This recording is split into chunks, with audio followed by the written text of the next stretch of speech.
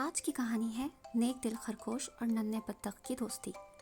پیارے بچوں، آج میں آپ کو ایک خوبصورت کہانی سنا رہی ہوں جس میں دو اچھے دوست، ایک پیارا سا خرگوش اور ایک ننھا بطخ ایک دوسرے کی مدد کر کے سچی دوستی کی مثال قائم کرتے ہیں۔ ایک گھنے جنگل کے کنارے ایک نیک دل خرگوش رہتا تھا۔ اس کا نرم سفید فر اور چمکدار آنکھیں اسے سب جانوروں میں خاص بناتی تھیں۔ قریب ہی ایک خوبصورت جھیل تھی جہاں ایک زرد رنگ کا پیارا سا معصوم سا بطخ اپنے ماں باپ کے ساتھ رہتا تھا۔ ایک دن ننھا بطخ جھیل کے کنارے کھیل رہا تھا۔ وہ خوشی سے پانی میں تیر رہا تھا، لیکن اچانک اس کے پروں میں ایک بڑی شاخ پھنس گئی۔ جتنی کوشش کرتا شاخ نکلتی ہی نہ تھی۔ وہ ڈر کے مارے رونے لگا۔ یہ سب دیکھ کر خرگوش دوڑتا ہوا آیا۔ اس نے اپنے تیز دانتوں سے وہ شاخ کترنا شروع کی اور چند لمحوں میں ہی ننھے بطخ کو آزاد کر دیا۔ بطخ نے سکون کا سانس لیا اور خرگوش کو گلے لگا لیا۔ خرگوش نے مسکرا کر کہا، دوست ہمیشہ ایک دوسرے کی مدد کرتے ہیں۔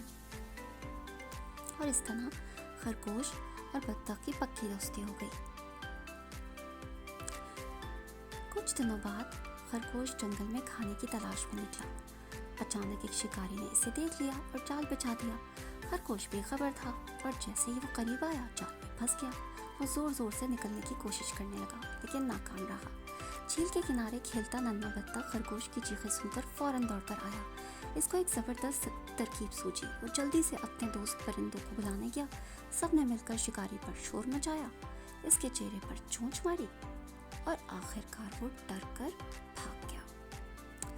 پھر بطخ نے اپنی چھوٹی چونچ سے جال کی گرہیں کھولنی شروع کی اور جلدی خرگوش آزاد ہو گیا۔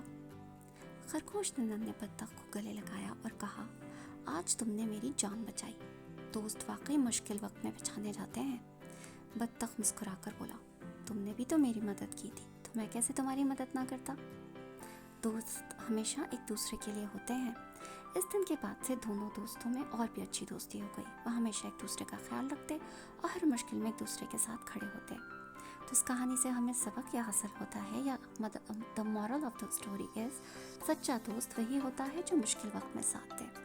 کہانی اچھی لگی ہو تو ایسی اور کہانیاں دیکھنے کے لیے میرے YouTube چینل اور TikTok کو ضرور فالو کیجیے گا۔ اللہ حافظ۔